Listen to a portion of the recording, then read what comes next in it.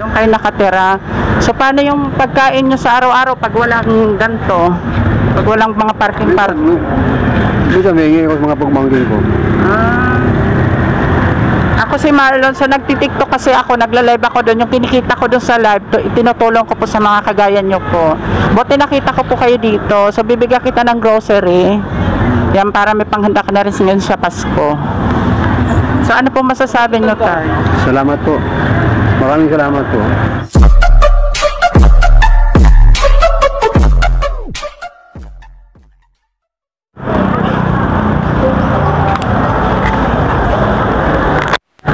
Hello, Tay. Good afternoon. Ako pala si Marlon, Tay. Ano pangalan nyo? Panpilo.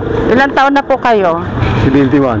71. So ano pong ginagawa nyo dito, Tay? Nagpapaparking ko rito.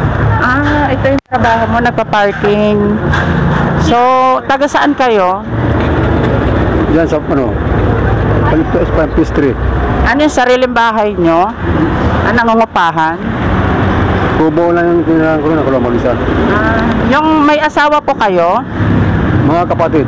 Anak po? Wala. Wala po talaga kayo naging anak mula noon? Wala. Talagang wala kayo naging asawa, Tay? Wala. So yung kasama mo sa bahay, mga kapatid nyo? Mga kapatid ko, nasa kubo ako, yung mga kapatid ko, may bukod sila mga bahay. So ikaw mag-isa ka lang sa bahay? Oo. Lang ako na yung may kubo ko, nahapit sa plazas, basketballan. Doon ako nakatira. Doon kayo nakatira. So paano yung pagkain nyo sa araw-araw pag walang ganto? Pag walang mga parking? Minsan may hingi ko sa mga pagmangkin ko. Ako si Marlon, so nagtitiktok kasi ako, nagla-live ako doon. Yung kinikita ko doon sa live, itinutulong ko po sa mga kagaya nyo po. Buti nakita ko po kayo dito. So bibigyan kita ng grocery. Yan, para may panghanda ka na rin ngayon sa Pasko. So ano po masasabi nyo, Tay? Salamat po.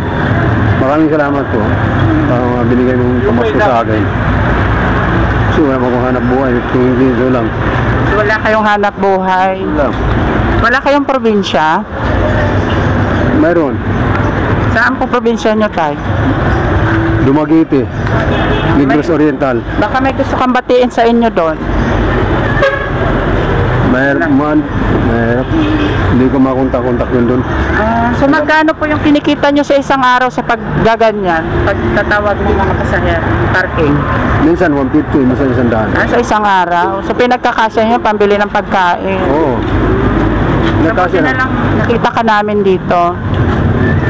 Nagkakasya ko lang sa tanghalian, hapunan, hanggang umaga. May pangpakape sa umaga. So maghapon kayo nandito? Mamaya wala na ako dito, mga alas 11 na ako, alas 12. Alas 12 na ata. Hindi pa kayo kumain? Hindi pa po.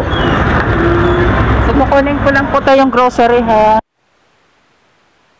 Yun na nga, at binigay na namin ng grocery kay Tatay. So mga idol, nalobat po yung microphone natin dito, kaya nag voice over na lang tayo. Yan, nagpasalamat si Tatay sa binigyan natin grocery dahil may panghanda na daw siya sa ngayong Pasko. And maraming salamat daw. So nagpaalam na rin kami kay Tatay para makaalis na rin. Yun, hanggang dito na lang mga idol. Salamat daw sa inyong lahat.